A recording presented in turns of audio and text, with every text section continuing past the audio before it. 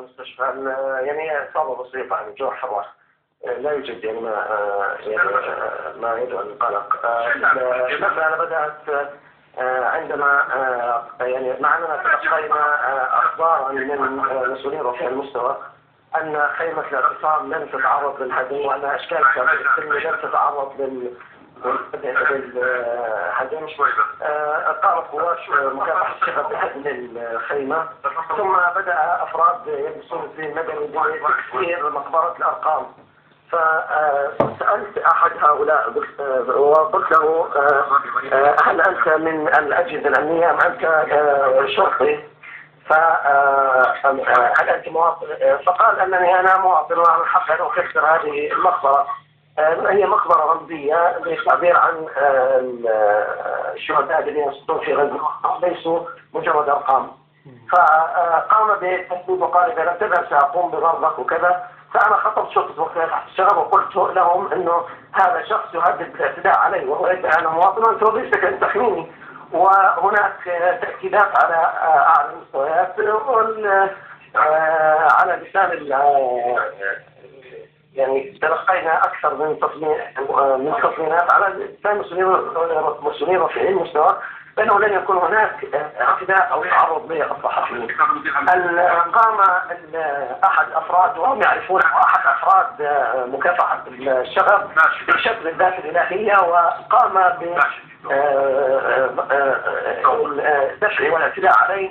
وبعد أنا قلت لهم أنه هذا خالف القانون، يعني لا يجوز شتم الذات الإلهية وأنه عندما يقوم بشتم الذات الإلهية وهذا يخالف القانون. وأريد أن أعرف اسمه لأنه هو مغطى الوجه مثل قوات مكافحة الشغب. فقام زملائه بالاعتداء عليه. فأنا الآن على خلال الجزيرة أطالب بمحاسبة هذا الشخص.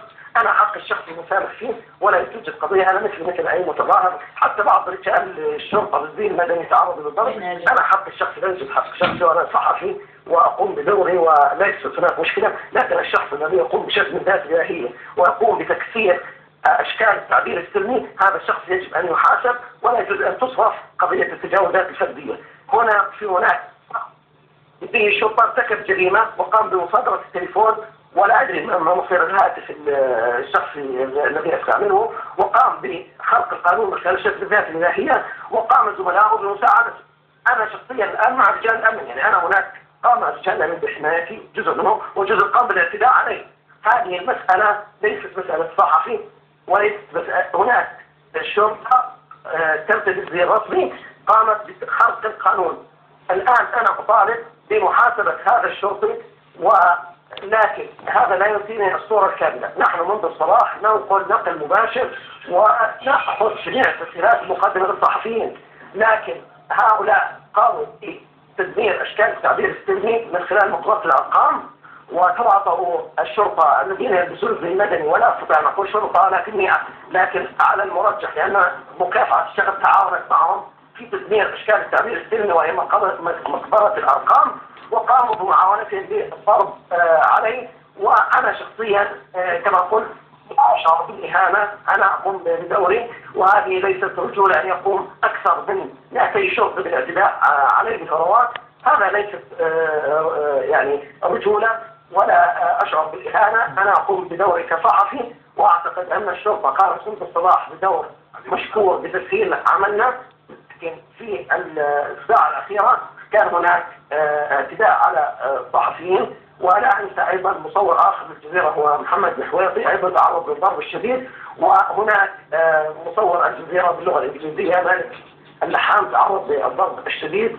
الآن هذه الممارسات تتعارض مع تصريحات الملك عبد الله الثاني والتي يؤكد عليها المسؤولون الذين يتصلون بنا أنه لا يجوز اعتقال الصحفي بغض النظر عن موقفه أو موقعه. احنا لم نتعرض للاعتقال، تعرضنا لما هو أسوأ من الاعتقال. هذا الكلام يعني لم يكن مجرد اعتداء على الصحفي. ايضا الشرطي واؤكد هنا واطالب بمحاسبته انه قام بشتم الذات الالهيه وبمسمع من زملائه وقام بالاعتداء عليه واتم زملائه المهمه.